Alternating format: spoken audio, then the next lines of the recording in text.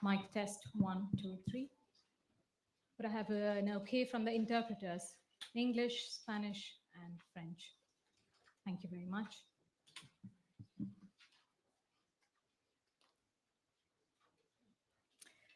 Good afternoon and welcome to the inauguration of the Hague Group. My name is Varsha Gandikota Nellutla and I'm the Co-General Coordinator of the Progressive International. I'm honored to welcome you all today to today's historic session where the 9 countries that stand in this room stand here as the conscience of the world. I'm honored to welcome Her Excellency Ms. Yvonne Dossab, Minister of Justice from the Republic of Namibia, His Excellency Mr. Alvin Botes, the Deputy Minister of International Relations and Cooperation from the Republic of South Africa, His Excellency Mr. Assad Shoman, Special Envoy of the Prime Minister on Sovereignty Matters from Belize, His Excellency Mr. Roberto Calzadilla Sarmiento, the Ambassador to Palestine from the plurinational state of Bolivia, Her Excellency Carolina Olarte Bacares, Ambassador to the Kingdom of the Netherlands from Colombia, Ms. Isaura Cabañas Vera, Charge d'Affaires, the Embassy of the Republic of Cuba in the Kingdom of the Netherlands, and Ms. Mariam Tavis Elizea, from the advisor to the Minister of Foreign Affairs from the Republic of Honduras, His Excellency Mr. Roseli bin Abdul, Ambassador to the Kingdom of the Netherlands from Malaysia, and Her Excellency Ms. Ramatoulaye Ba Epse Faye, Ambassador to the Kingdom of the Netherlands from the Republic of Senegal. I would also like to acknowledge the distinguished members in our audience here today, members of the Diplomatic Corps here in the Netherlands, special rapporteurs from the United Nations and independent experts from the United Nations Human Rights Council, members of the European Parliament, members of Parliament from over 5 countries from across the region, and directors of international NGOs and civil society networks who have all worked tirelessly for the cause of Palestinian liberation. And I want to thank the members of the media who have lost more comrades than we can recount in Israel's genocide against the Palestinian people over the last 15 months. To open today's event, I'd like to invite to the stage Ahmad Alnauk, a journalist and writer from Gaza, to provide his testimony of the past 15 months of Israel's genocide. Thank you, Ahmad.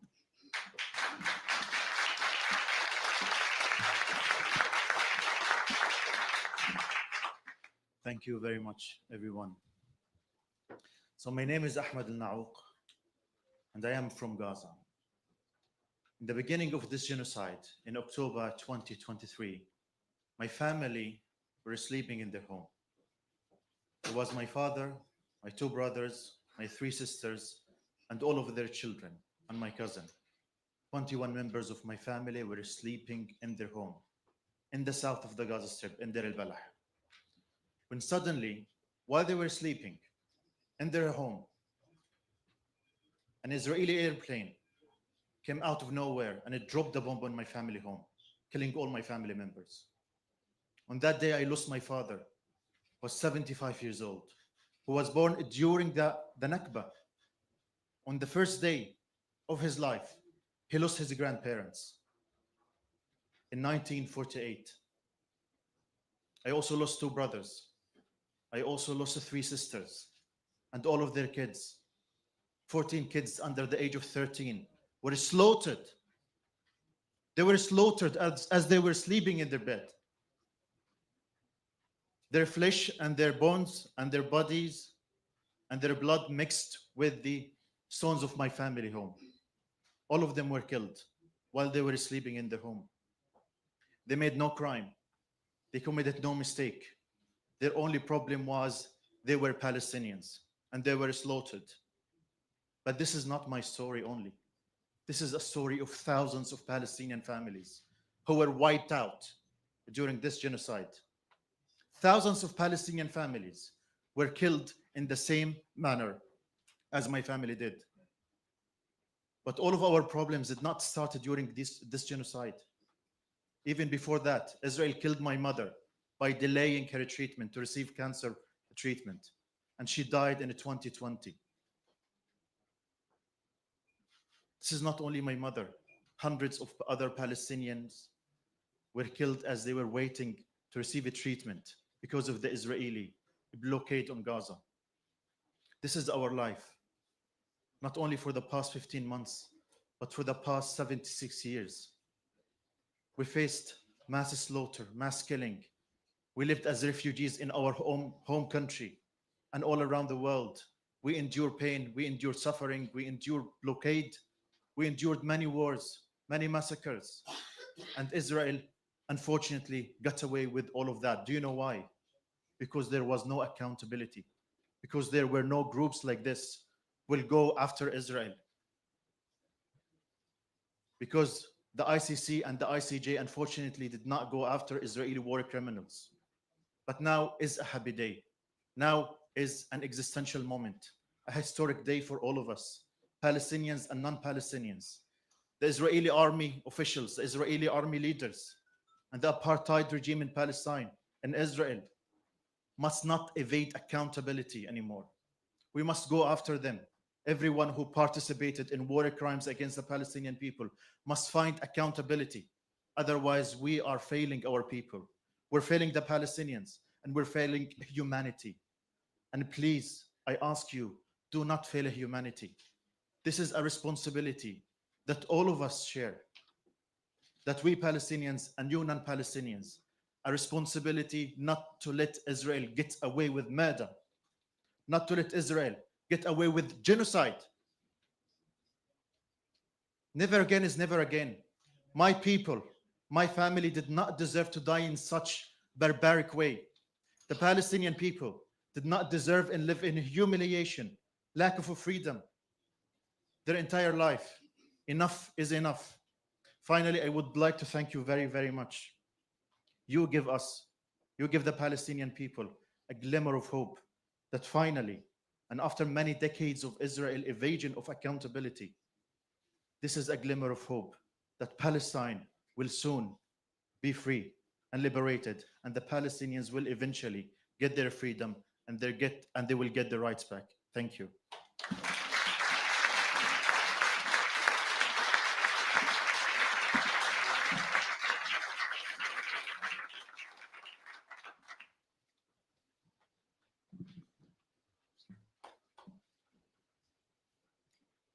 Thank you, Ahmad, for your remarks. Many of us here in this room were in The Hague the last time, almost exactly 1 year ago, when South Africa brought its historic genocide convention case against the state of Israel for its acts in Gaza. We had already watched Israel's Prime Minister, Benjamin Netanyahu, and the Defense Minister Yoav Gallant declare exactly what they intended to do in the Gaza Strip, repeatedly calling for its extermination. We had watched Israeli troops record themselves committing heinous crimes only for popular consumption. And we had also watched Western nations cheer them on with brazen contempt. We watched the Israeli regime lie, denying the killings that were being live streamed to our phones and to our televisions. And yet, we thought and believed that within the world's highest court, within the International Court of Justice, that these lies would not hold up. And they didn't, as determined by the provisional orders of the court deeming Israel's actions genocidal. But immediately after the hearing, then President of the United States, Joe Biden, issued a 335-word statement. Many of you perhaps remember it, to mark the 100 days since October 7th. The words Palestine and Palestinians were absent and nowhere to be found in these 300 words. Immediately after the hearings at the International Court of Justice, Prime Minister Netanyahu called for an emergency press conference. He came onto the television and declared, "Nobody can stop us, not even The Hague." And that threat has only compounded since January of 2024, all the way until we meet now in January of 2025. For nearly 500 days, we've witnessed systematic violations of international law and international norms in Gaza and in the region, but enabled by powerful nations, providing the diplomatic cover, military support, and political support for these actions. And that complicity isn't just about Palestine alone. That complicity, that lethal complicity, has dealt a devastating blow to the very integrity of the United Nations Charter and its foundational principles, to the institutions of global governance with the sanctions against the International Court of International Criminal Court, or the dismissal of the orders of the International Court of Justice by the countries in the West. So for me, the selection of countries seated at this table here today is no accident. The assault against the Palestinian people echoes for most of us, especially coming from the global south, it echoes dark chapters of our own history. And these struggles remind us that injustice anywhere is an injustice everywhere. So we may hail from different continents, but we share the conviction that complacency is complicity in such crimes. So what is the Hague Group? Why another group? What makes it different? This is a group for collective action at the national level, collective action at the international level, and collective action at the multilateral level. Because we live in an interconnected world, and as we've seen clearly with Israel's actions in Gaza, the mechanisms of injustice are found in the fabric of global supply chains. We know that advanced weaponry cannot be built without technology, without materials, without components from factories that span across continents. We know that they can't be shipped to be used against the Palestinian people without using ports and logistics networks that are on each of our own soils and each of our own territories. So by coordinating the commitments that many of these nations have already championed across our ports, across our factories, across our courts, the Hague Group aims to build a bulwark to defend international law. Just as the international community once united to dismantle apartheid in South Africa through similarly coordinated legal and diplomatic pressure, we must now unite to enforce international law and protect the inalienable right of the Palestinian people to self-determination.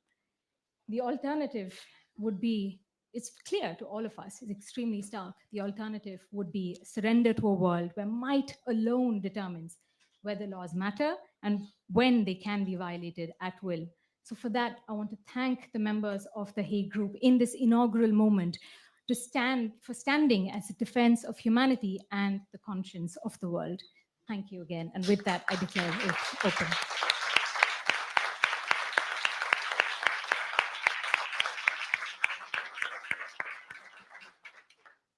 In today's session, we will begin with the joint statement issued by members of the Hague Group today, inaugurating the group and presenting our commitments.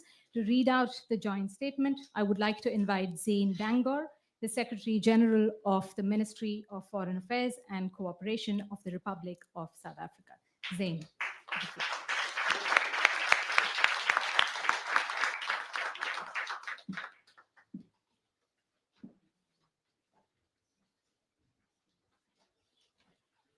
Thank you, Varsha. And Secretary General in other contexts is Director General.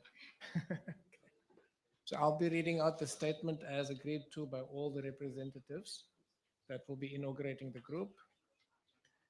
And the statement is dated January the 31st, 2025.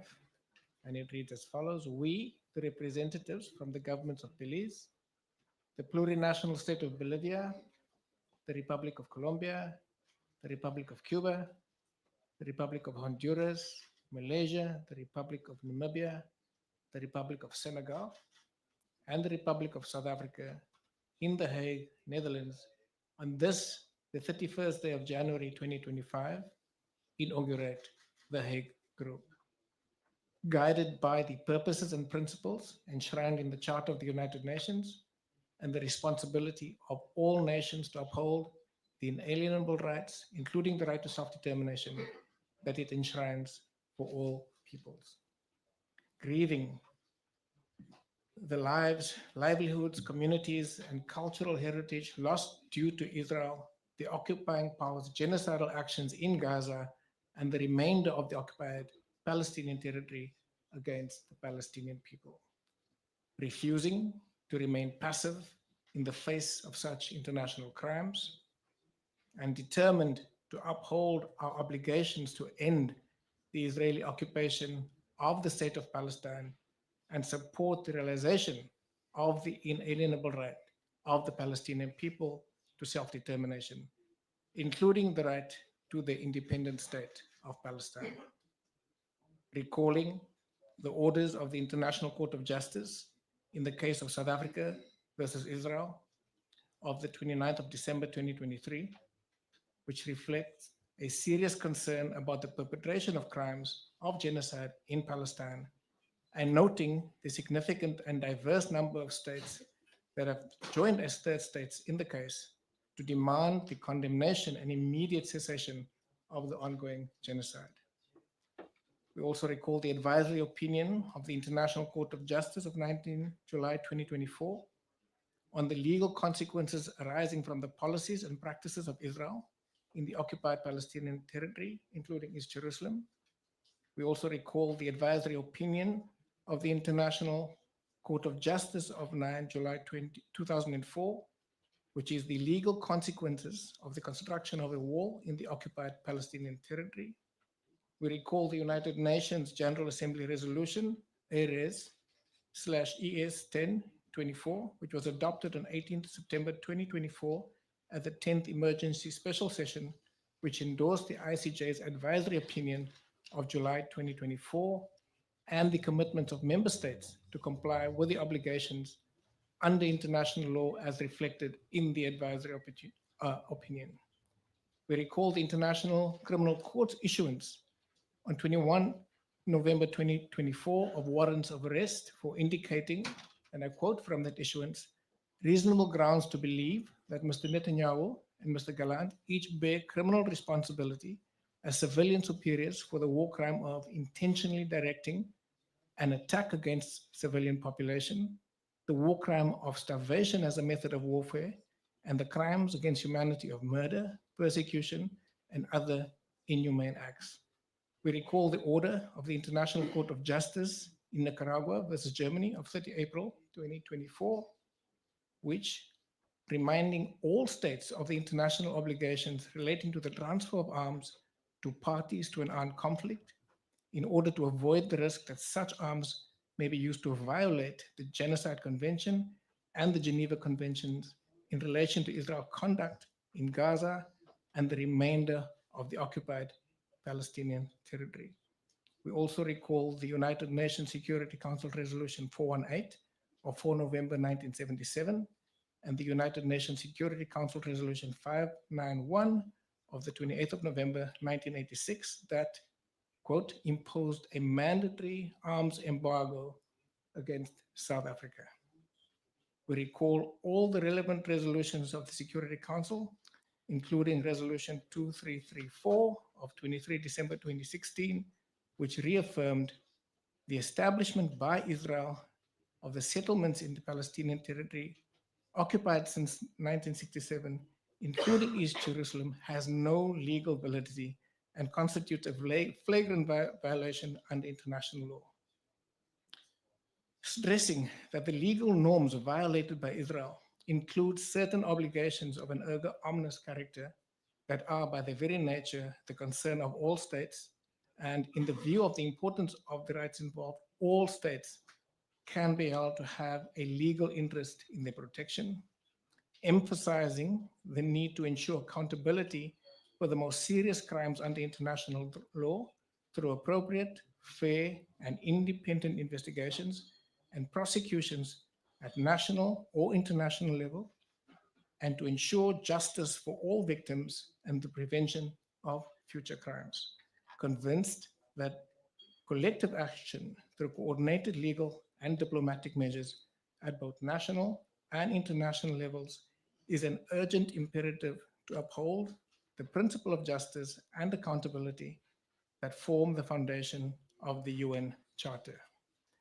We then declare our intention to uphold the UN Resolution A/Res/ES10/24 in the case and in the case of state parties to the International Criminal Court to support and comply with our obligations under the Rome Statute with regards to the warrants issued on 21st of November 2024, and to implement the provisional measures of the International Court of Justice issued on 26th of January, also on the 28th of March, and also on the 24th of May 2024.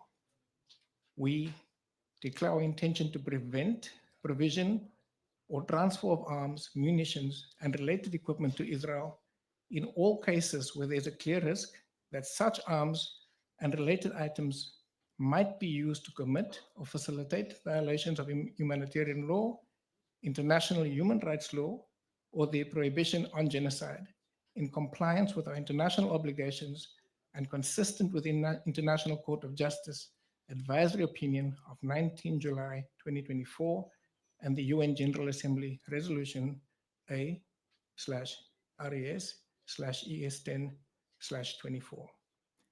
We declare our intention to prevent the docking of vessels at any port, if applicable, within our territorial jurisdiction, in all cases where there's a clear risk of the vessel being used to carry military fuel and weaponry to Israel, which might be used to commit or facilitate violations of humanitarian law, of international human rights law, and of the prohibition of genocide in Palestine, in keeping with the state's peremptory legal obligation to cooperate towards preventing genocide and other violations of peremptory norms by all legal measures at their disposal. We will take further effective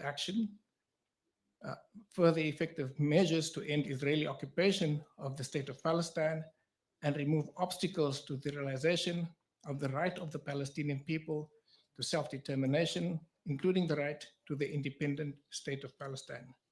We invite all states to take all possible actions and policies to end Israel's occupation of the state of Palestine. We call on all nations to join us in the Hague Group in the solemn commitment to an international order based on the rule of law and international law, which, together with the principles of justice, is essential for peaceful coexistence and cooperation among states. That is the statement. Thank you.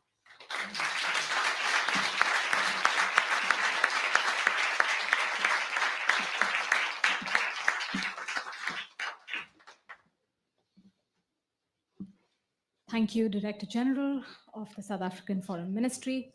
I want to note that all members of the media will be presented with the final text of the declaration. If you have been accredited, it should already be in your inboxes. If not, please do contact our Press Director, James Schneider, to my right here in the blue suit. I would now like to invite remarks from the distinguished members on the panel, beginning with Her Excellency Yvonne Dossab, Minister of Justice from Namibia. You have the floor.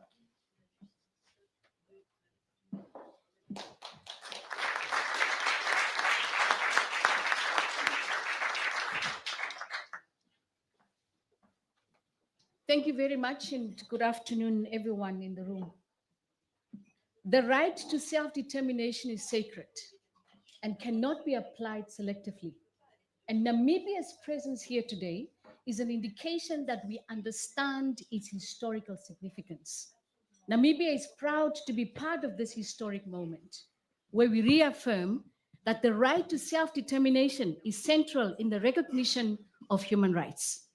Our long-standing solidarity will not wither until the people of Palestine enjoy the fruits of an independent state of Palestine. International peace and security are under imminent threat and attack in various parts of the world. And Namibia continues to join efforts aimed at reinvigorating the respect for life and dignity for all humanity, including the people of Palestine. In the digital age, the images of destruction and loss have become seared into our collective memory, underscoring the brutality of this unimaginable that 75 years after the Universal Declaration was adopted, that the people of Palestine have endured such horrific atrocities, now subjected to rubble as their homes, schools, and health facilities. The Pact of the Future and efforts such as this initiative must decisively guide our actions going forward. Multilateral institutions designed to implement international law, humanitarian law, and prevent war have been preoccupied with the escalation of violence in Gaza. However, the Human Rights Council, the General Assembly, and the Security Council have all been paralyzed by states who blindly support Israel as an occupying power without consequences and consideration for human rights of the Palestinian people. Namibia will again stand with other states before the ICJ as we join South Africa in their case against Israel, aimed at holding them accountable for genocidal crimes committed against the Palestinian people. While we welcome the ceasefire and the progress made in releasing detainees on both sides, every effort must be made to de-escalate the violence and this brutal war. The hope of peace and security for the women, men, and children of Palestine must not be compromised. We must protect the integrity of the ceasefire. In August 2024, Namibia revoked permission for the vessel of MV Catherine, suspected of transporting military cargo to Israel, to dock on its shores. We therefore reinforce our current stance in today's historic moment, and we call on all other states to take the same position in compliance with international law and the decision of the ICJ. When future generations inquire our contribution to Palestine's right to self-determination, our response must be that we took concrete measures, or we will be remembered as leaders who watched and did nothing. We welcome various decisive measures that have been taken and adopted by various UN bodies to call on Israel to account and bring the individuals and or state agencies responsible for such atrocities to book. Namibia has consistently championed global justice, exemplified by our firm support for Palestine's right to self-determination. Our commitment extends to other peoples facing similar struggles for peace and autonomy. As a country, Namibia reaffirms its commitment to the UN Charter and international law. To this end, we implore other governments to join this initiative, as it is a fortified step towards achieving peace for the people of Palestine. I thank you.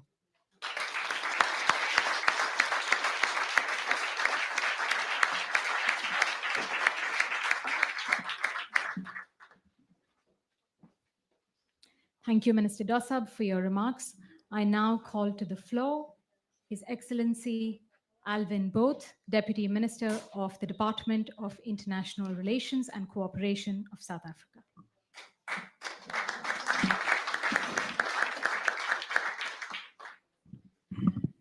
Honorable Minister of Justice of Namibia, Excellencies, representatives of Progressive International. I would like to take the opportunity to thank the organizers of this event, which indeed marks a major step by states from the global south to work collectively towards justice for the people of Palestine and for a more just and equitable world defined by the rule of just law. South Africa fully supports the declaration read out earlier. I would like to make some remarks on a few points that are pertinent to the issues covered by the declaration. On the 29th of December 2023, South Africa brought an application pursuant to the Convention on the Prevention and Punishment of the Crime of Genocide against the State of Israel for the brutal assault on Palestinians in Gaza. The attacks at the time of the application had already created what many observers were characterizing as a crisis of humanity and a living hell for Gaza's 2.3 million inhabitants and had shocked the conscience of most in the world. South Africa sought to end the situation of unprecedented horror in Gaza by referring the situation to the ICJ, who is the ultimate guarantor of the Genocide Convention. We asked the court to order provisional measures to compel Israel to end its genocidal acts in Palestine. The ICJ made such orders, but Israel refused to abide by them. States supporting Israel sought to undermine the authority of the ICJ instead of enacting their third state party responsibilities to ensure that Israel meets its legal obligations. On the 19th of July 2024, the ICJ delivered a historic advisory opinion on the legal consequences arising from the policies and practice of Israel in the occupied Palestine territory, including East Jerusalem, declaring that Israel's 57-year control over the Palestine territories is unlawful.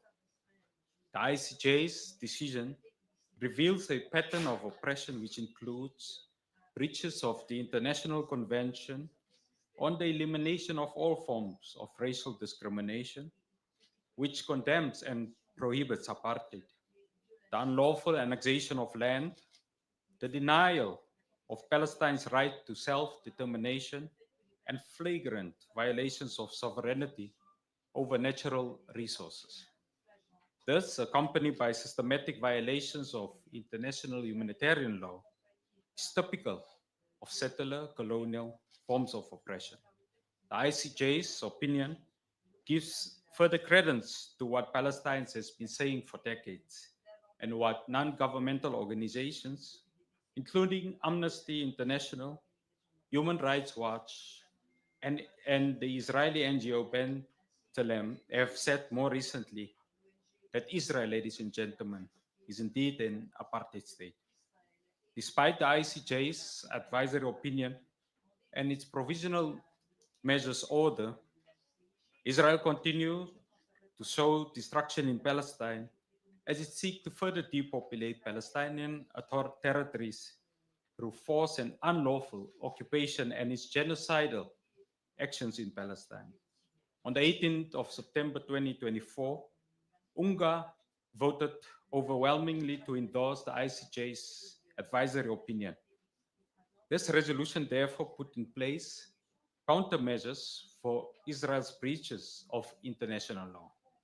The resolution further welcomed the advisory opinion, which ruled that all states have an obligation not to recognize as legal the situation arising from the unlawful presence of Israel in the occupied Palestinian territory, and not to render aid or assistance in maintaining the situation created by Israel's illegal presence in the occupied Palestine territory. In the debate preceding the vote, member states argued that it was the collective responsibility of member states of the UN to hold each other accountable and to ensure that legal decisions of its apex court and the resolutions of the UN are both respected and implemented. Despite this, countries, most notably those that were at some stage settler colonial regimes themselves and have committed some of the international crimes that Israel is committing today, including the crime of genocide, continue to support Israel's unlawful presence and actions in Palestine. In contrast to this, today, this group of developing countries have gathered to agree on a program of action to defend the institutions of global governance, including the ICC and the ICJ, from egregious attacks due to these institutions having dared to hold Israel accountable. It is the proverbial international law subalterns that is the people and countries that many in the West believe that international law and its course we established to control that are at the forefront of building an international legal order that is just and fair. We wish to highlight that the international community cannot proclaim the importance of international law, including that of the UN Charter, if it is only applicable in some situations and not in others. As I conclude, ladies and gentlemen, as the international community, we should reject attempts to manipulate international law to pursue accountability for some, but to evade accountability for others. This is unacceptable, and we should not be complicit in Israel's endeavors to irreparably harm the institutions that we established to build a more peaceful and just world. South Africa will continue to champion within the institutions of global governance the protection and the fundamental right of Palestinians in Gaza. Notably, ladies and gentlemen, we'll continue to do everything within our power to preserve the Palestinians the right of existence as a group and as a people. We ask all states to walk this journey, freedom for the Palestinian people with us, and we remind, ladies and gentlemen, this August inauguration of the Hague Group that Nelson Mandela momentously declared that our freedom is incomplete without the freedom of the Palestinian people. Thank you very much.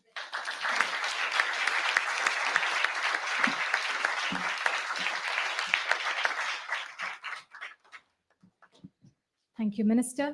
I'd now like to give the floor to His Excellency Assad Shoman, Special Envoy from the Prime Minister's Office on Sovereignty Matters from Belize. Assad, the floor is yours.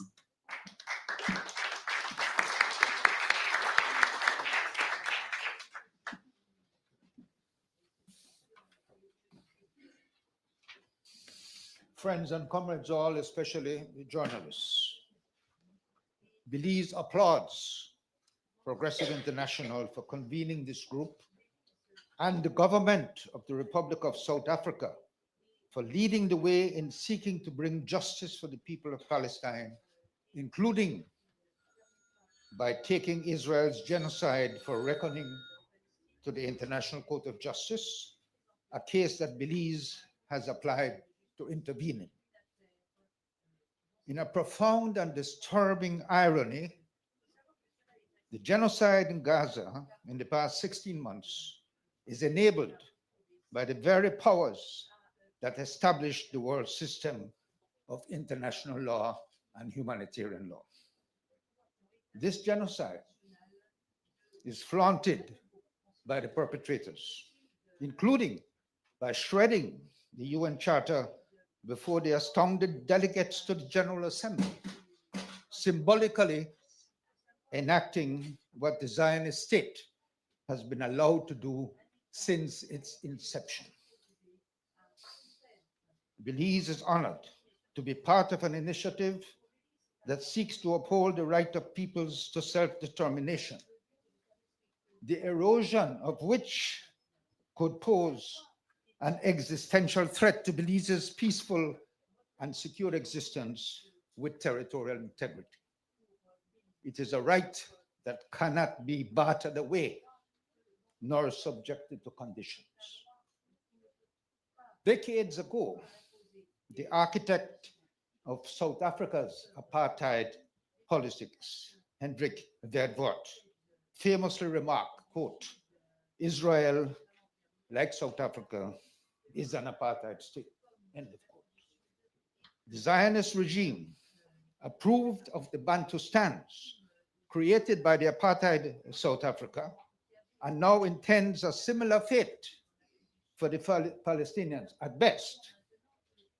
That is to crowd 14 million of them into 13% of Palestine in an entity that would be nominally independent but totally reliant on Israel for its very existence. The real intent of the Zionist state, however, is to cleanse the land of all Palestinians. From as far back as 1917, when the British government assumed the right to dispose of the land of Palestine to immigrants from Europe, thereby creating a policy based on the extermination of the native, Palestinians have been denied the right of self-determination. They have been the exception to the norm applied to all others, while the Zionist regime has been exempted from observance of that and other basic international jus cogens norms, including the prohibition of acquiring territory by force. In its 2024 advisory opinion, the ICJ confirmed the Palestinians' right to self-determination to be peremptory, one from which no derogation is permitted. The court found that Israel's presence in the OPT is illegal and must be ended ASAP. The continuing denial to Palestinians of their inalienable rights and the impunity afforded to the state of Israel. Denial, impunity, two sides of the same coin. This is a critical moment in history when we either allow this exceptionalism and impunity to continue, or we take action to uphold international law and justice. It is the Palestinian people, including all refugees since the Nakba of 1948, the Palestinian people who have the right of return, and they alone who must decide their future through a genuine exercise of self-determination. Our declaration of commitments is hopefully only a first step in achieving the end of apartheid and colonialism in Palestine, and in ensuring that the principles of justice and inalienable rights apply to Palestinians as they do to all peoples. Thank you.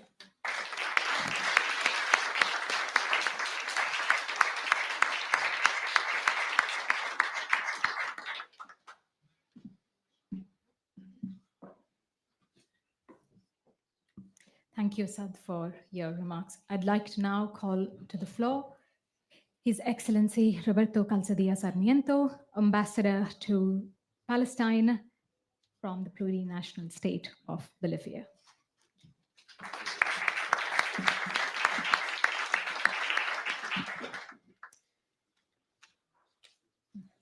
Distinguished ministers, distinguished members of the parliament, distinguished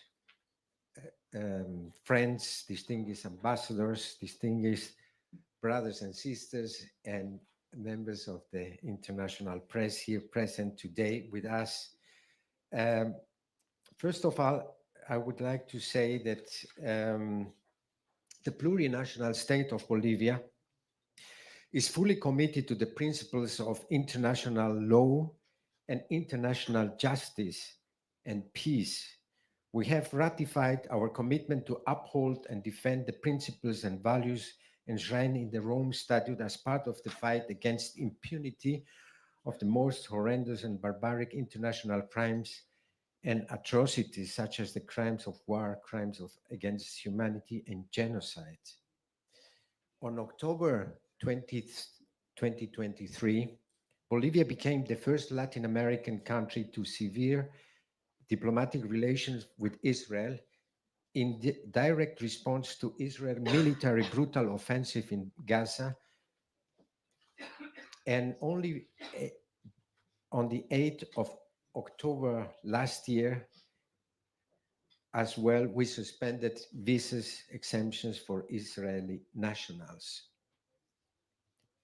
These actions show our commitment, and Bolivia has expressed the solidarity to the Palestinian self-determination right permanently. It has condemned Israel's violations of Israel law, of international law, and its ongoing blockage and apartheid and genocidal actions to the people of Palestine, calling for international responsibility. We will not stop condemning these breaches that is affecting peace and stability and our consciousness as humanity. That is why Bolivia also filed last year at the International Court of Justice a declaration of intervention in the case concerning the application on the Convention on the Prevention and Punishment of the Crime of Genocide in the Gaza Strip, which is led by South Africa versus Israel. Bolivia has been participating at the same time actively in the important process of the advisory opinion of the International Court of Justice, which developed last year on the legal consequences arising from the policies and practices of Israel in the occupied Palestinian territory, including East Jerusalem, and the corresponding resolution in the United Nations resolutions on the commitment of the member states to comply with this obligation under international law as reflected in the advisory opinion. Last year, Bolivia made another effort showing this strong solidarity we have for the Palestinian people. And it took us 5 months to bring a humanitarian assistance from Bolivia to Egypt, which was blockade entering this assistance of the people of Bolivia to the people of Palestine through to this apartheid regime and blockage of Israel in the Gaza Strip. More recently, Bolivia, as a member of the Bureau of the Assembly of State Parties of the Rome Statute at the International Court of Justice, has fully supported and shared the declaration by which the Bureau expresses its deep concern over states refusing to comply with mandatory arrest warrants, but also over sanctions and measures against the International Criminal Court in its mandate of investigating and prosecuting and judging criminals. We stress the importance of the International Criminal Court in defending international justice in circumstances of attempts to undermine the court's independence and impartiality. We are witnessing with alarm a time hitting the international community with truly significant changes that are taking place in the world order, such as harassments and threats to multilateralism, rise of the extreme nationalism and expansionism, trying to undermine the rule of law, international institutions, violations, breaching conventions and international justice. Our commitment is shown today again with the support of the declaration of the Hague Group, together with the government of Belize, the government of Cuba, the government of Colombia, the government of Honduras, Malaysia, Namibia, Senegal, and the Republic of South Africa. Together, we will take further effective measures and actions to end Israel occupation in the state of Palestine and remove obstacles to the realization of the right of the Palestinian people to self-determination, including the right to their independent state of Palestine. I would like to thank you very much for your attention.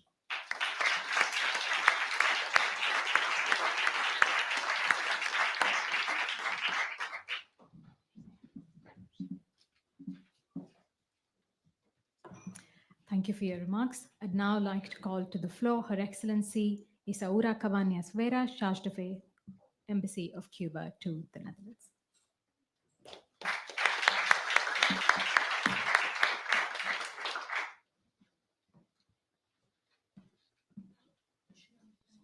Estimados ministros de Namibia y Sudáfrica, enviado especial de Belice, embajadores, colegas y amigos.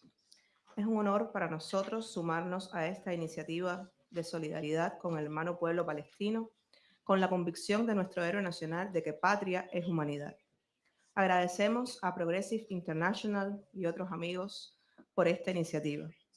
Reafirmamos la posición histórica de Cuba en pos de la solución amplia, justa y duradera del conflicto, sobre la base de la creación de dos estados que permita al pueblo palestino ejercer su derecho a la libre determinación y disponer de un estado independiente y soberano con las fronteras anteriores a 1967 y con Jerusalén Oriental como su capital, así como que permita el retorno de todos los refugiados a su tierra. Asimismo, demandamos que se garantice sin más dilaciones el ingreso del Estado de Palestina como miembro de pleno derecho de la Organización de las Naciones Unidas. Ha sido justamente en virtud de esta posición histórica que Cuba ha decidido participar como tercer Estado en la demanda presentada por Sudáfrica contra Israel ante la Corte Internacional de Justicia. Cuba comparte e hizo suyas las preocupaciones de la República de Sudáfrica expuestas en su escrito de demanda y en las solicitudes de medidas provisionales presentadas a la Corte. Este caso, iniciado por Sudáfrica y secundado por más de una decena de países, debe entenderse y atenderse como un llamado urgente para detener los horrendos crímenes internacionales contra la humanidad de genocidio, castigo colectivo y apartheid que se están perpetrando contra el pueblo palestino. Cuba, defensora del derecho internacional, considera que, dentro del sistema de las Naciones Unidas, la Corte es la última esperanza del pueblo palestino y la salvaguarda de la Convención para la Prevención y la Sanción del Delito de Genocidio. La Corte se encuentra en un complejo punto de inflexión histórica, en el que la credibilidad del sistema legal que se construyó después de la Segunda Guerra Mundial amenaza con resquebrajarse definitivamente. El resultado de la opinión consultiva emitida por la Corte sobre las consecuencias legales de la ocupación israelí muestran clara evidencia de la ilegalidad de dicha ocupación y destaca las responsabilidades de Israel. Cuba está convencida del alcance universal de la Convención, la cual hoy deberá proteger al pueblo palestino del genocidio que comete el gobierno israelí. Reiteramos nuestra profunda preocupación por la continua escalada de violencia por parte de Israel en los territorios palestinos ilegalmente ocupados, en flagrante violación de la Carta de las Naciones Unidas y del derecho internacional, incluidas numerosas resoluciones de la ONU. Asimismo, condenamos enérgicamente, una vez más, el asesinato de civiles, mujeres, niños y trabajadores humanitarios del sistema de Naciones Unidas y la destrucción de viviendas, hospitales e infraestructuras civiles. Repudiamos la impunidad con la que sigue actuando Israel, dado que goza de la protección cómplice de Estados Unidos, que repetidamente obstruye y veta las acciones del Consejo de Seguridad, socavando la paz, la seguridad y la estabilidad en Medio Oriente y en todo el mundo. Hacemos un llamado urgente a un cese al fuego definitivo, de modo inmediato y permanente en la Franja de Gaza, ya que se permita la entrada urgente de la ayuda para hacer frente a la grave situación humanitaria que sufren los habitantes de Gaza. Igualmente, exigimos la retirada total y sin condiciones de las tropas israelíes de todos los territorios árabes ocupados, como una única vía para lograr la paz y la estabilidad en Medio Oriente. Cuba ratifica su solidaridad y apoyo al hermano pueblo palestino, víctima por más de 75 años de ocupación colonial y de flagrantes violaciones de sus legítimos derechos como nación. Reiteramos que Cuba nunca estará entre los indiferentes ante la injusticia. La causa palestina siempre podrá contar con nuestra firme solidaridad. Deseo concluir con las palabras del líder histórico de la Revolución Cubana, comandante en jefe Fidel Castro Ruz, en el discurso pronunciado en la 7ª Conferencia Cumbre del Movimiento de Países No Alineados en Nueva Delhi, India, el 7 de marzo de 1983. Póngase fin cuanto antes al genocidio del pueblo palestino, que tiene lugar ante los ojos atónitos del mundo. Protéjase el derecho elemental a la vida de sus ciudadanos, de sus jóvenes y sus niños. Respétese su derecho a la independencia y a la paz. Muchas gracias.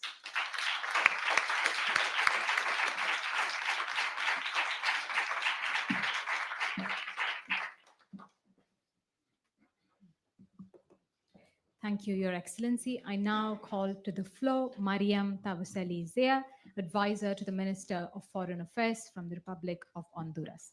Mariam, the floor is yours.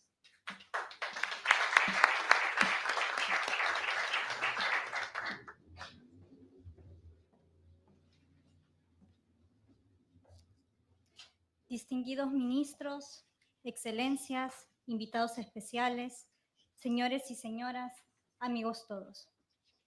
Es un honor dirigirme a ustedes en representación del canciller Eduardo Enrique Reina y transmitirle a la Internacional Progresista su agradecimiento por haber incluido a Honduras en esta histórica campaña de solidaridad con el pueblo palestino. Estamos reunidos en La Haya para reafirmar al pueblo hermano palestino nuestro compromiso con el respeto del derecho internacional, el derecho internacional humanitario y la Carta de las Naciones Unidas. Desde el inicio de la guerra en la Franja de Gaza, ante el fulgurante deterioro de la situación humanitaria, Honduras llamó a consultas a su embajador en Israel y se posicionó en todas las instancias multilaterales a favor de un cese al fuego inmediato, la protección de los civiles y el acceso seguro y sin obstáculos de la ayuda humanitaria. Durante el 79 periodo de sesiones de la Asamblea General de las Naciones Unidas, la presidenta Xiomara Castro alzó su voz para exigir el fin del genocidio contra el pueblo palestino, denunciando el silencio de algunos países frente al bombardeo de más de 40.000 personas inocentes. Hoy sus palabras resuenan.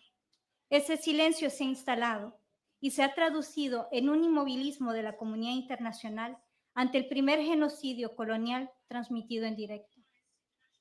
Iniciando este año 2025, sabemos que la guerra en Gaza ha provocado la muerte de más de 47.000 palestinos, de los cuales 14.500 son niños, más de 111.000 heridos y el desplazamiento forzado y repetido de 1.900.000 personas, es decir, 90% de la población de Gaza.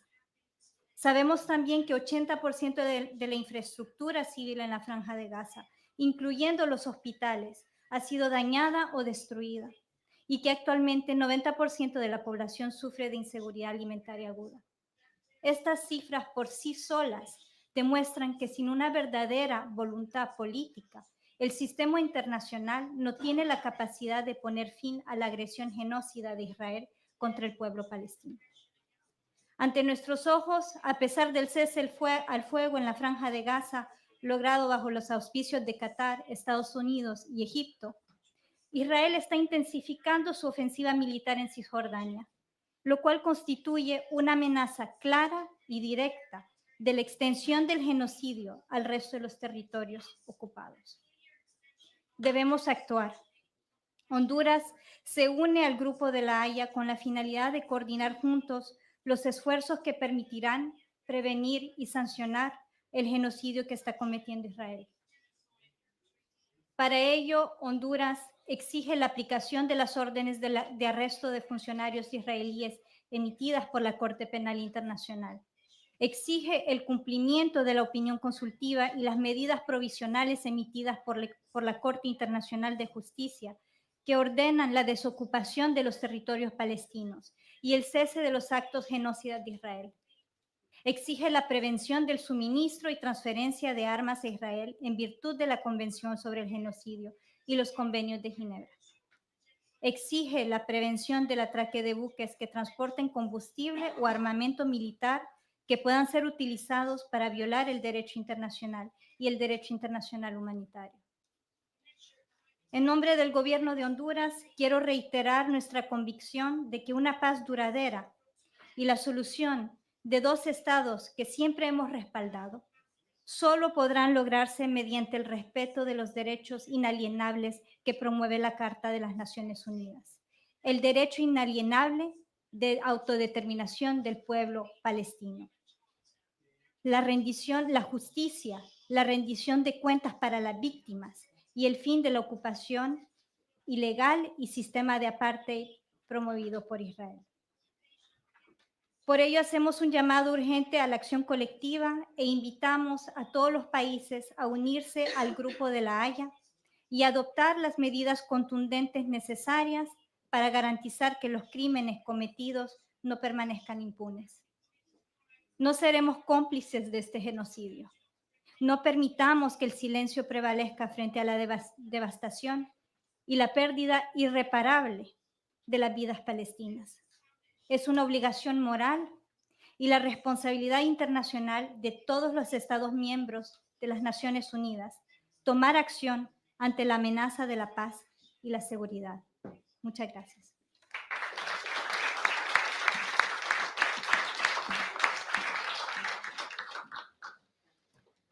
Thank you, Mariam, for your remarks. I'd like to now call to the floor His Excellency Roseli bin Abdul, Ambassador to the Kingdom of the Netherlands from Malaysia. Your Excellency, you have the floor.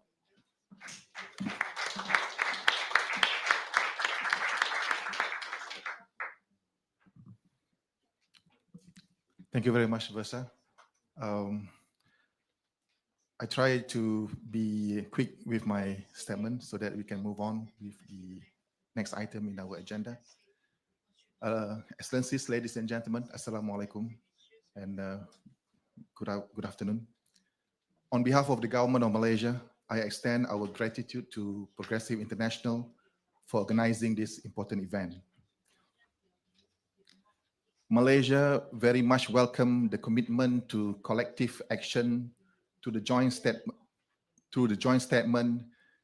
that was just presented just now. And we are very honored to be part of the Hague Group. Our resolve is guided by the principle of humanity, the integrity of the UN Charter, and the sanctity of the international law.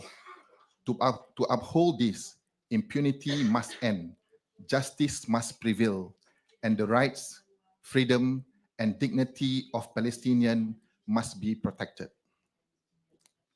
Ladies and gentlemen, after almost 500 days and almost 50,000 deaths, Palestinians finally experienced a reprieve with the much-awaited Gaza ceasefire, though violence persists. The systematic destruction of Gaza has left irreparable scars, underscoring urgent need for action to restore hope and rebuild Palestine. Therefore, Malaysia calls for the full implementation of the 15 January ceasefire agreement as a critical step toward sustainable peace.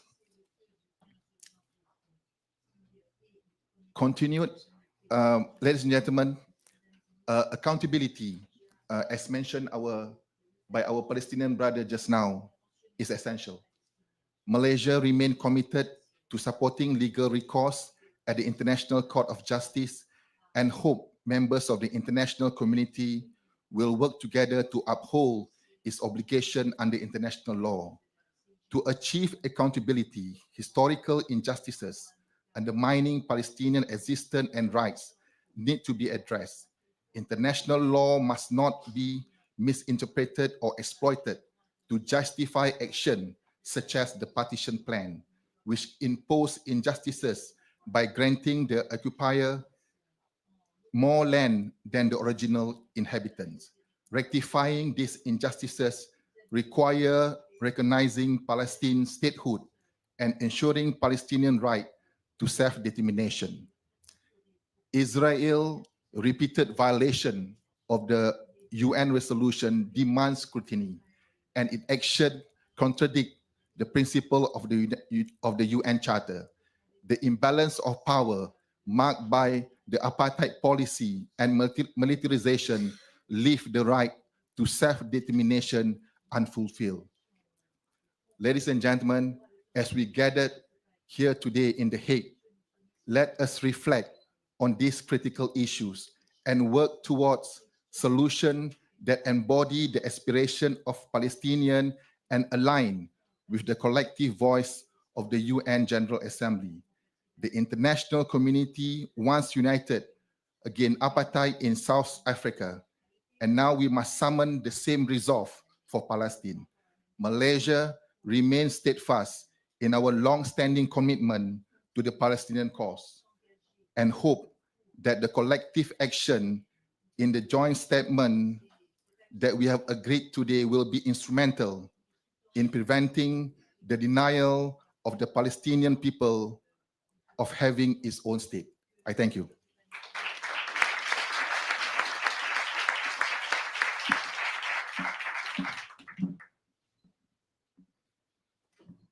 Thank you, Your Excellency, and thank you once again to all of the 9 nations forming this historic inaugural Hague Group today. For our closing remarks, I'd like to invite His Excellency Amar Ijazi, Ambassador and Head of the Palestinian Mission to the Netherlands. Your Excellency, the floor is yours.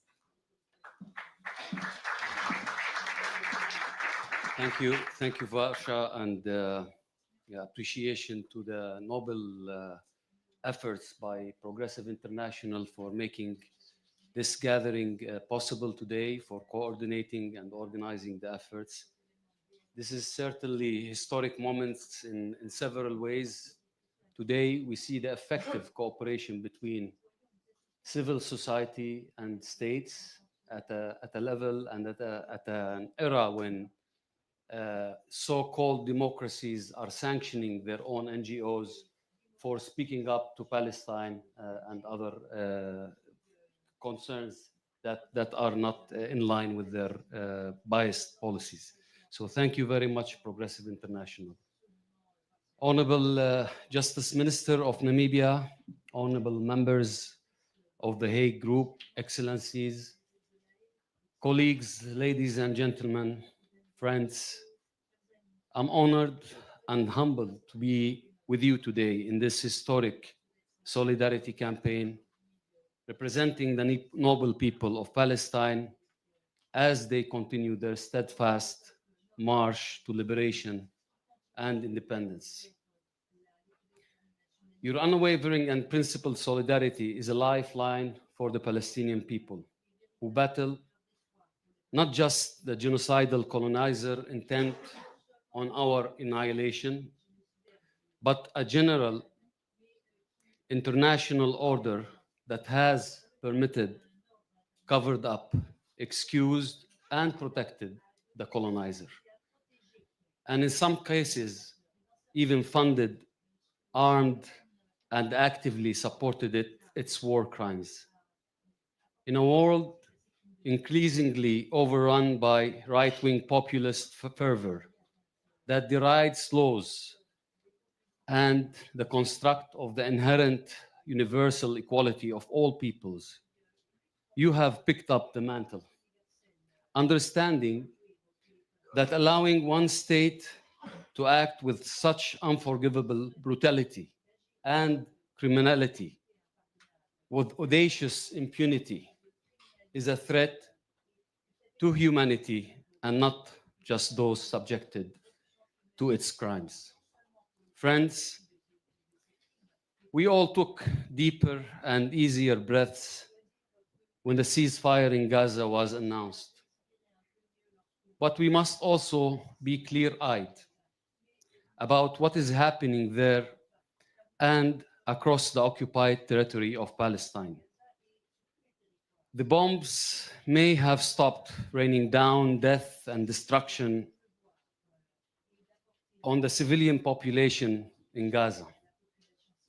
But that does not in any way mean that the egregious crimes of the illegal occupier have stopped. They continue with impunity and a breathtaking sense of entitlement and criminality, and escaping any kind of accountability.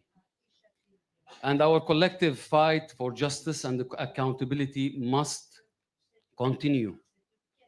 As we meet today in the shadow of the Peace Palace, Israel continues to shatter the lives of 2.3 million Palestinians, assaulting their right to life and dignity by maintaining a choking siege on Gaza that deprives the displaced population from a chance to survive the utter devastation it has caused it. This, while the threat of renewed carnage still looms and they promise us with more to come. In Jerusalem and the rest of the occupied West Bank, hundreds of military roadblocks gut the territory, turning ordinary life's tasks into a humiliating nightmare. The Israeli military and Israeli terrorist settlers are waging a war on civilian population as well as civilian objects, forcibly displacing thousands, disrupting education, and assaulting hospitals and paramedics. The declared aims of this genocidal campaign are not a secret anymore. They are announced day in and day out by Israeli officials. It is to take over Palestine and uproot and expel as many Palestinians as possible, using all crimes on the book and outside the book and all atrocities possible to do that. Israel is intent on erasing Palestine, and in the process, it is upending the only rules that promise humanity peace, equality, and dignity. It believes it can, and it will get away with genocidal and apartheid tendencies and all other crimes committed. Because until now, Israel has enjoyed a malicious exception to all rules of international law for decades. It is used to having been placed above humanity and legality. The declaration adopted today confronts this racist and dangerous notion of exceptionalism. The past 15 months of genocide have been horrifying failure of humanity of epic proportions. The situation in Palestine is apocalyptic, but it is even more terrifying when we understand that it is but an ominous foreshadowing of what can be normalized if we allow humanity to look the other way. Because that is the choice genocide allies and partners are giving the world. Abandon accountability on Palestine, and we will let the international system of laws crumble. Accountability is humanity's only hope to preserve itself.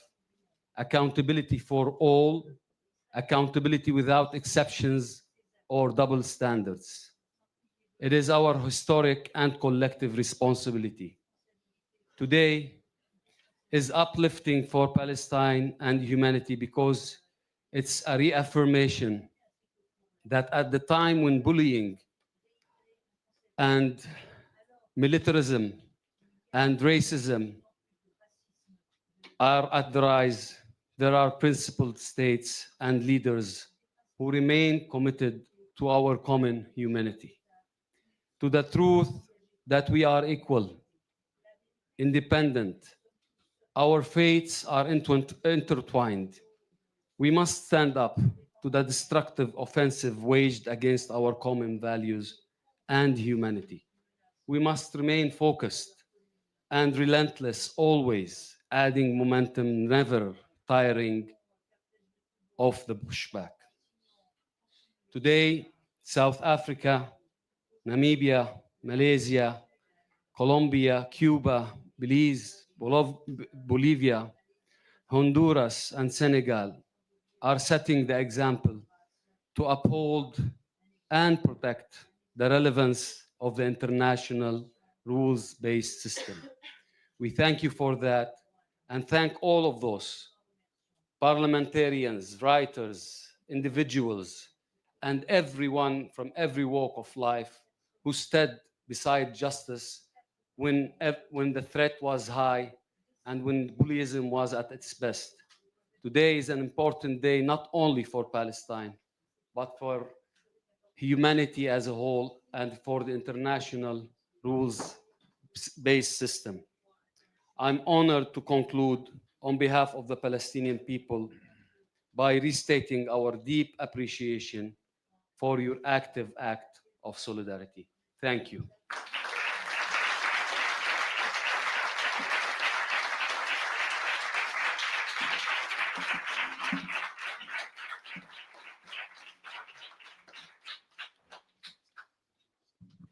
Thank you, Your Excellency, and thank you once again for the remarks from the panel to all of the distinguished guests from the 9 nations leading the Hague Group in this inaugural moment. I'd like to now open for the press conference and invite members of the media to ask questions. To moderate this part of our event, I invite James Schneider, Press Director of the Progressive International. Thank you very much. So, well, as you can see, it's a slightly unusual press conference because there are so many people who could respond. So I think what we'll do is if we can take questions in groups of 3, and then different members can answer multiple questions at the same time. So can I have indications of questions at the start? If you could say your name and affiliation, please. Hamish Morrison from International, and this question is to all the panel. Obviously, this is a step forward in the sense of concrete action, but 9 countries is quite a small group. I just wanted to ask whether there was sort of any indication of the impact this is going to have as Group 9 and what efforts are going on to expand that. Thank you. Hi, Niels Goedegebuur from the Dutch National News Agency, ANP. Question about sanctions against the ICC that the US Congress is working on. What should the Netherlands as a host country do to protect the courts of these sanctions? Stephanie Moffat from Le Monde. Did you invite other countries to participate in the group, and especially countries from Europe, maybe from France and from yes, European Union? Thank you. Well, okay. Thanks, Matt Kennan from Palestine Depot. I just had a question about the accountability, because obviously it's very important that Israel is held to account, but the genocide that we've seen over the last 15 months is also an American and a British genocide. So I wondered if there were plans to expand the accountability to those states, because Israel's genocide could not have happened without those states. So the war criminals or suspected war criminals in those states need to be held to account too, if we're going to have real accountability and justice for the victims of the genocide. Thank you. Zain Dangle, can I ask you to? I'm not going to answer all of them. I've just on sanctions. Mandated to answer the one on sanctions. So I do think that part of what this statement reflects is, as our Deputy Minister pointed out, a commitment by the international legal subalterns to uphold a system that was designed to punish them. And we see the sanctions against the International Criminal Court as not an attack on the court or the officials of the court. It's actually an attack on the sovereign nations that have essentially decided to be parties to the Rome Statute. Because if you look at the Rome Statute itself and the principle of complementarity, it's an apex court in all our systems. And an attack on the court and its officials is essentially an attack and sanctioning the sovereignty of all of us, whether it's a sanctions on banks that work with the ICC or any other form of sanctions. It's really a sanctions on the sovereignty and the sovereign choice of state parties.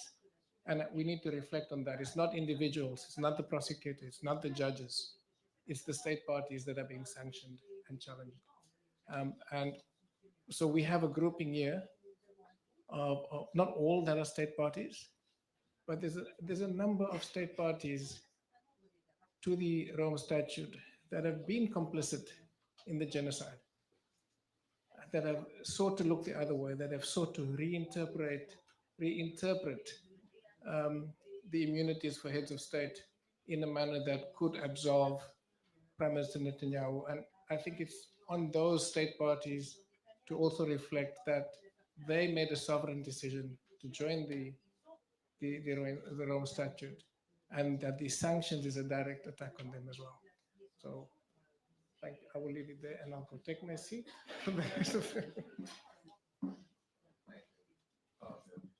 Thank you, Zain.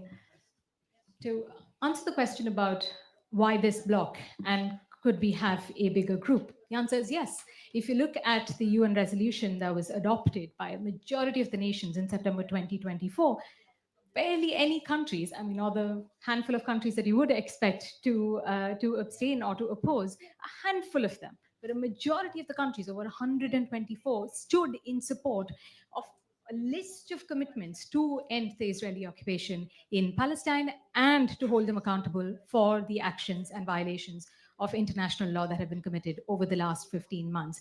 So this group that we have here today is by no means, of course, the comprehensive group, but they are the champions in having displayed how at the national level you can take actions through state policy across legal, economic, and diplomatic levers in order to uphold international law and the multilateral institutions. If I may break protocol for a brief moment, the expansion of this group has been the top of mind for all of us. I think much of our conversation over the last few weeks has been, oh, we should also get Ireland into the group. We should also get much of the other Southeast Asian nations into the group. And these are open invitations that remain. This is not the culmination of this process, but rather an inaugural moment where the attempt is to demonstrate what is possible through collective action. And the invitation from the bottom of our hearts, if I may speak on behalf of the nations present here today, is for every nation, at least those that voted in favor of the UN resolution of September 2024, to now back their words with policy at national and international levels. Can I invite Minister Yvonne Delsab to respond, please?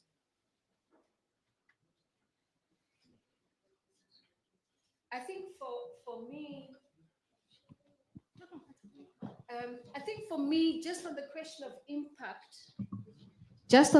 of impact, I think it's important to understand, and again, I speak, from the context of Namibia, who comes from an apartheid background, a country that comes from a genocide background, that it's only sustained action and also solidarity that could bring you to a place where you can see results. When Resolution 435 for our independence was passed, it was way in the 1970s. It was a number of countries on the continent and elsewhere that started to agitate the independence of Namibia that led to our independence many, many years later. So we want to, and I want to borrow from the gentleman that had the testimony about what happened to his family, and we want to just also say to him that we stand with you. It must be difficult to have lost not only your mother earlier, but in such a brutal fashion, your family, that it is that glimmer of hope for us, that every small action we take to support the people of Palestine is certainly a step in the right direction, but also a step worth to take. We are willing to take as long as we can to see the freedom of the people of Palestine. Thank you.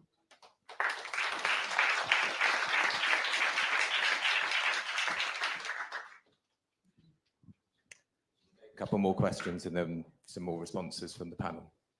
My name is Stephanie Vandenberg from Reuters. I have a question for the representatives of South Africa.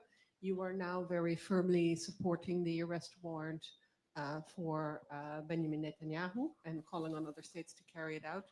It wasn't so long ago that South Africa challenged the arrest warrant of Omar al-Bashir and refused to arrest him on South African grounds, also for political reasons, and made an argument before the court for immunity for heads of state. I wonder how you square these positions.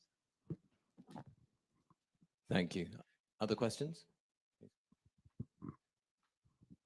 I'm Floris van Straten from the Dutch newspaper NRC. All of you sitting behind the table could be described as representatives of southern countries of the south. There are no countries from the north. Is that not a sad reflection of the state of international law and the divide about that?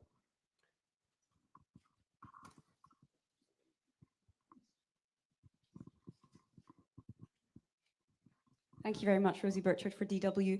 First of all, just a quick factual clarification. Are any of your governments changing any laws or policies or actions based on this joint statement today, or is it rather committing to paper what you've already been doing and inviting other states to do the same? And then just to follow up on the question from my colleague from Reuters to the Deputy Minister, you talked about that there cannot be an international community proclaiming international laws important when it's only applied in certain cases. How would you respond to critics who say that that's essentially what South Africa has been doing with regards to the provisional measures against Russia from the ICJ, with regards to President Putin's arrest warrant, and South Africa keeping up rather a close partnership with Russia in spite of that? Is that misplaced criticism, or how would you respond? Thank you. Thank you. Could I ask Ambassador bin Abdul from Malaysia to respond to some of the questions, or if one of the other members? Okay. Thank you very much. I would leave the specific questions to be answered by relevant, but we're certainly here to discuss the inauguration of this group, and I think it's better to focus the questions around this.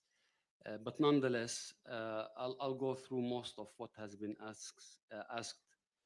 First, in relation to expansion of the group, yes, there are many states who have showed interest in relation to this, to joining, but because of the speed that we wanted to move forward with, we were not able to, encompass all of these states, and therefore many will join down the road. And I have to say that there are many groupings in different settings that do support the state of Palestine, whether it is the committee at the UN or whether it is within political groups. But the difference is that this group is putting actionable measures in relation to holding Israel to account. And they have already done these actions in several ways individually. And now we're collectively putting this effort together in order to move forward and ensure that more and more states, we don't just talk the talk, but we walk the walk in order to hold these criminals and those who violate international law accountable. Well, in relation to the sanctions on the ICC and whether it is the Netherlands' responsibility, yes, the Netherlands has more responsibility than others to protect, ensure the work of the ICC is without interruption and that it is independent. It has that extra burden of the host state, and it has been upholding that. But it is not only the responsibility of the Netherlands. And it is baffling for us, as has been mentioned in the South especially, to see that most of the outlets that ask questions here are not concerned about the US sanctions. They're not discussing it in their media outlets. They're not bringing it to the forefront. Yet, when a country refuses to implement an order towards this leader or that leader, especially there is an interest in one specific leader, we don't hear the end of it. It's continuous, it is there, and you pressure us in each and everywhere. We think that justice should be implemented equally and in equal footing in everywhere. We saw the discrepancy also on the coverage when it comes to Gaza. People were dying, by themselves without really covering the exact reasons what's happening to the people there. So that discrepancy needs to be, and it's not a north-south split. I disagree with this notion because many in the north today are very concerned about the international system that is based on the law. Today we have a case before the ICJ that was brought by a country that cannot be further away from the question of Palestine, and that is Norway, and has no stakes there. In fact, they have a historic friendship with Israel, but yet they could not take anymore the violations and the level of obstinance and the level of disregard to international law that Israel has been exhibiting all along, including the closure of international institutions that provide humanitarian aid to the Palestinian people. So it's not true. We have principled countries like Spain, Ireland, Slovenia, and Norway that recognize the state of Palestine in the course of this genocide, to say enough is enough, and Palestinians are people that deserve a right. So it's not a split between North and South. It's a split between those who only follow their interests and those who are willing to uphold and move forward to respect international norms, knowing that ignoring them will affect us all and will go back to the dark ages where might is right and destroy humanity and the work that we have been building upon for the past 75 years onwards. Thank you.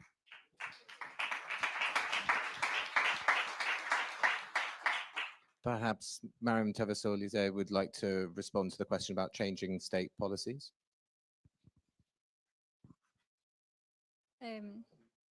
Bueno, lo voy a hacer en español, no hay problema, ¿no? Para nosotros, tomar acción en cuanto a la cuestión de Palestina es una urgencia y por eso estamos aquí en La Haya. Como lo dije en mis palabras, realmente nosotros en cuanto vimos el deterioro de la situación humanitaria en Gaza, lo primero que hicimos fue llamar a consultas a nuestro embajador. Nuestra acción inició ahí. Hemos apoyado todas las resoluciones en el Consejo de Derechos Humanos, en la Asamblea General de las Naciones Unidas, en el Consejo de Seguridad, para apoyar al pueblo palestino.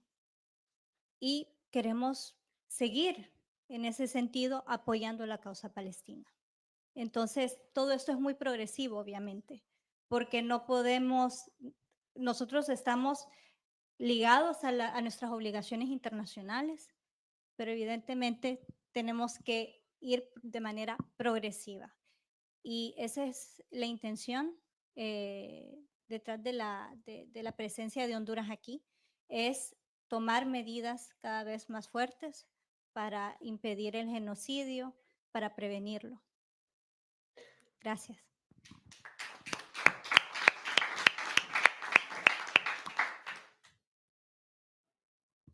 And perhaps I could ask Assad Shoman to respond to the question about the North-South divide and the question about enhanced responsibility and complicity from other countries in their support for Israel.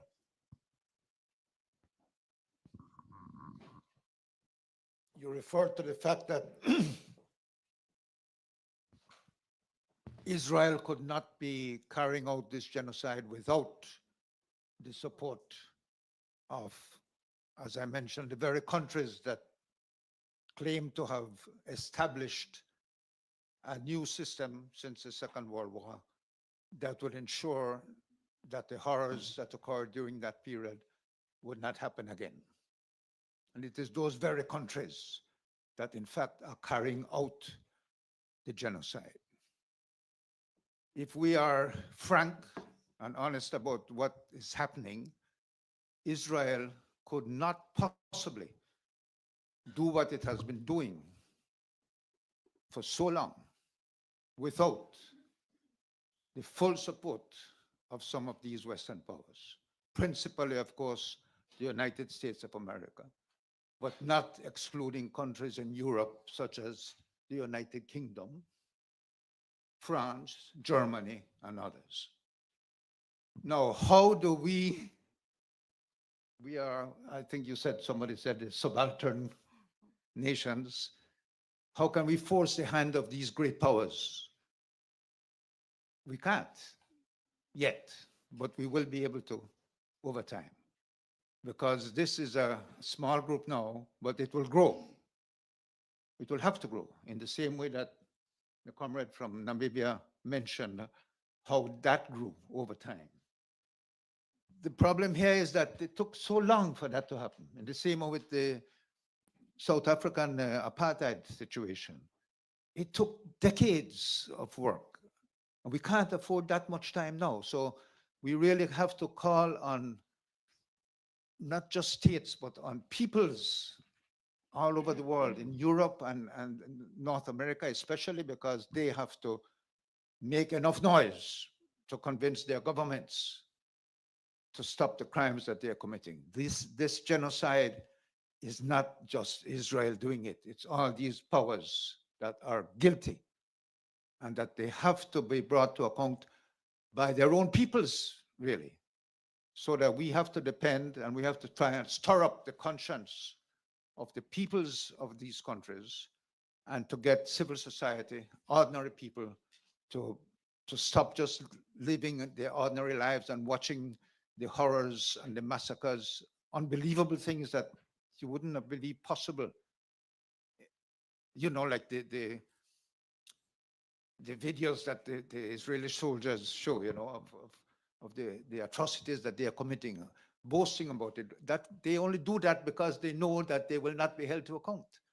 And they know that because of these Western countries supporting that. So our job has to be to try to stir the conscience of peoples in these countries, as well as in our own countries, to do everything we can, never rest for a moment, as long as these atrocities are taking place. And as I think a couple of people have mentioned, ceasefire doesn't mean anything. It doesn't mean the end of the suffering. The end of the genocide doesn't mean the end of the problem. There's apartheid still. How can we sit here and allow an apartheid nation to exist? What right does a nation that is a genocidal, an apartheid nation or regime, that regime has no right to exist as such? And we have to factor that into our minds and stop this nonsense about the right to defend and so on, which is what? Right to kill, not to defend. And so really it is a call for the conscience of mankind and womankind, I should say, throughout the world, but especially perhaps in the Western nations where it can make a difference in forcing their own governments to change the policy and to stop the apartheid, stop the genocide. And above all, give the people of Palestine the right to self-determination, because if you do that, everything else will fall into place. Of course, you can't have right to self-determination if there is no self. And that is the policy of the Zionist regime, to eliminate the selves, the individuals, get rid of all the Palestinians, clean the land, which has been their policy and their intention from the get-go, from the beginning. And the world has just allowed that to continue. Hopefully, the horrors that they see now, if they think about it properly, they will see it was inevitable. It is inevitable. A colonial settler regime must exterminate the native. That must be its intent. And they've been hiding it for some time, and people have been pretending that that is not so. But that, I think the realities of what they're seeing now will convince everybody that we can't tolerate that anymore. We can't allow this impunity to go on, because I mean, you know, I blame us, the international system, the international countries. If we had stopped impunity 50 years ago, 10 years ago, 5 years ago, what is happening today would not be happening. So the blood that has been spilled is on the hands of the international community, and in particular of those Western countries that not just tolerate, but support and feed that genocide.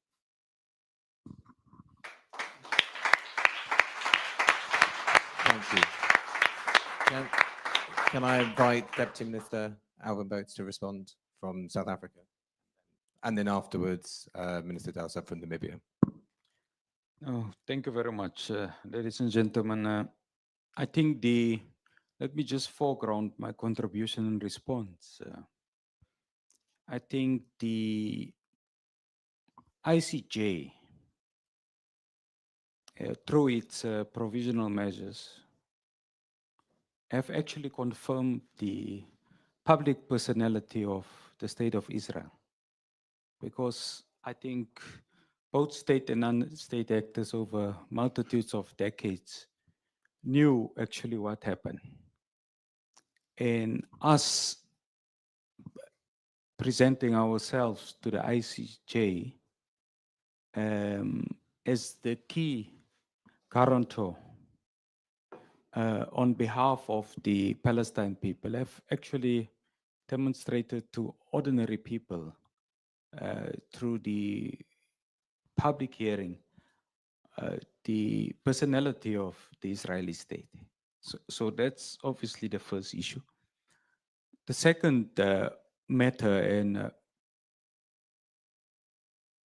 is that South Africa have learned the hard ways, one through the apartheid regime, but also in relation to the centrality of multilateral organizations, in particular such as your ICC.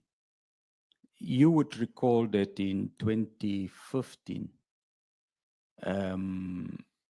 there was an occasion, the AU Assembly of Heads of States that was convened in South Africa, and the ICCF issued a criminal indictment against the president of the person of Sudan.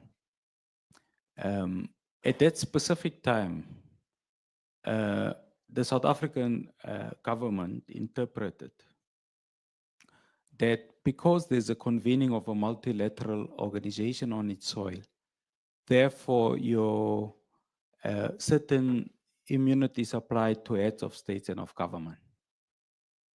So that was our interpretation. The courts in South Africa then wrapped us over the knuckles and says, no, you have not domesticated any exemption, and you are obligated to effect an criminal indictment by the ICC. Now, the big question is, have we learned from that? In 2023, just preceding the convening of the BRICS heads of states and heads of state of government, the ICC issued a criminal indictment against the person of the Russian Federation head of state. We communicated, ladies and gentlemen, to the Russian Federation that we have a sensual obligation to execute the criminal indictment. Now, you would appreciate it was very complex because there was a indication made or statements made that any attempt to infringe on the person of the head of state of the Russian Federation would be regarded as a declaration of war. So we invoke quite unique diplomatic mastery to ensure that our bilateral partner understands that in South Africa, what informs us as a nation is that our freedom have been born out of constitutionality. So that was key and critical. And it is for that reason, ladies and gentlemen, that when we say we are champion on behalf of the downtrodden, the vulnerable, what it should be interpreted is that we are a champion of multilateralism, about deepening of multilateralism, utilization of global governance institutions, and the centrality on the occasion of the 80 years of the United Nations, the centrality of UN organs that should be respected by all 193 member states of the UN. So we have learned and we have self-corrected. And our appeal, joining the Hague Group, is essentially a convergence of both state and non-state parties that are obviously, advancing on the matter about accountability based on international rule of law. That is our key and critical issue. Of course, this August organization will continue to champion the centrality of the two-state solution, because that is ultimately what is the consequent resolutions and outlook of the United Nations. Thank you very much.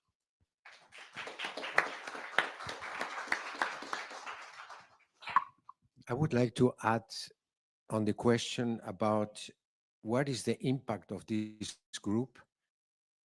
I would like rather to reverse the question. What is the impact of sitting and closing our eyes? What is the impact not having an international justice? What is the impact of not saying nothing? What is the impact of not having a tribunal for Nuremberg? What is, many questions are here. What is, if we wouldn't have stand for recovering our democracies during the dictatorships in South America, we wouldn't have today in Bolivia a democracy which has 33 years of life and rights and respect and tolerance and pluralism. We wouldn't have had today a plurinational state of Bolivia who respects the rights of indigenous, the rights of the others, the rights of women, the rights of not everyone has to think the same, but I think we are showing, every country here is showing that has been doing different efforts, and we were not sitting and silent and not seeing nothing. I think this is the question we have to see. The impact, referring to the impact of what is doing the Netherlands, I think the impact of a country like Nicaragua, who put a case at the International Court of Justice in regard to the transfer of arms, had an impact also here in the Netherlands. And you can see it here in the courts, the impact of this action of a small country, but it had an impact on the international behavior here in the Netherlands. We think that certainly the Netherlands is not only the one as hosting the International Court, the Criminal Court, responsible. The impact will have for the people, for the prosecutors, for the judges, for the families of the judges, for the institution, and as has been said, also for all this complementary where it is sanctioning the system of international justice. So it is sanctioning on the values and the principles we believe.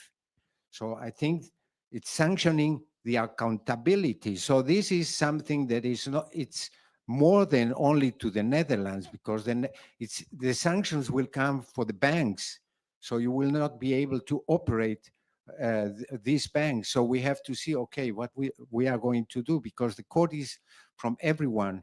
And of course, we accept that we have different and differentiated responsibilities. But these countries here are taking their responsibilities, and certainly other countries and bigger countries have other responsibilities. Thank you. Thank you. Mr. Joseph, do you want to come back? Yes, please. I think just a quick one to say that the fact, at least from a Namibian perspective, the fact that we've joined this group is an indication of some of the work that we've already done, some of the actions that we've already taken, that, you know, the the way we handled the issue of the vessel. And if you look at our statement earlier today, reflects some of that. So we want to expand, if you'd like, on some of the actions that we've already taken. From a ruling party perspective, we have a very clear policy on self-determination, just from a policy perspective. So, the National Assembly in Namibia has also taken on some motions that specifically address issues pertaining to Western Sahara, to Palestine, to Cuba. So the actions that we take are often a reflection of some of the principal positions that we've taken as a country over the years. Thank you.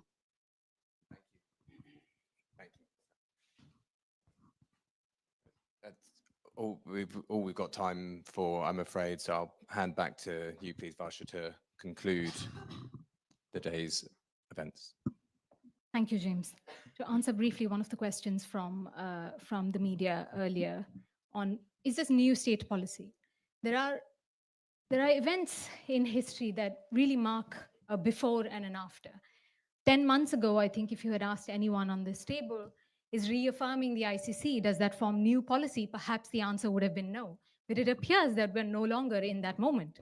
We're in a moment where countries like France that have for decades championed international justice and the institutions of global governance as the sacrosanct, sacred institutions that you could never break, have somehow turned their back on them. We see countries like Austria, countries like Hungary, where obligations of compliance, despite being state parties to the court, are seemingly available to be defied and jurisdictions to be questioned. So if you look at the proposed first measure, even though in some instances it might appear like a reaffirmation, it's really important to acknowledge the context in which the Hague Group is being formed. One, of course, of urgency, but also in response to a very real threat to what we thought was obvious. So in a situation where the obvious is no longer the obvious, the sacred is no longer the sacred, this group coming together to say we actually do stand by international institutions and will comply with our obligations as state parties to the jurisdiction, to the Rome Statute, or in the case of non-state parties, respect the UN resolution that we have all collectively signed on to ensure accountability for serious international crimes. So for me, that is state policy in a moment where we have seen defiance from extremely powerful nations around the world on questions that might have been considered status quo or obvious. The second bit that I want to address is the aspect of coordination. While let's assume there is no new state policy, as someone that cannot comment on the different timelines of cabinet deliberations, I see some friends in the room here today that work on campaigns like No Harbor for Genocide. We know for a fact that stopping vessels, stopping ships at different ports isn't just a question of political will. It's also a question of political capacity, because somehow globalization and the interconnectedness of all of our nations has only benefited one side. It hasn't benefited us in being able to determine when there is a ship that wears a disguise of a civilian shipping company, but is actually harboring and shipping military equipment over to Israel to be used against the Palestinian people in Gaza.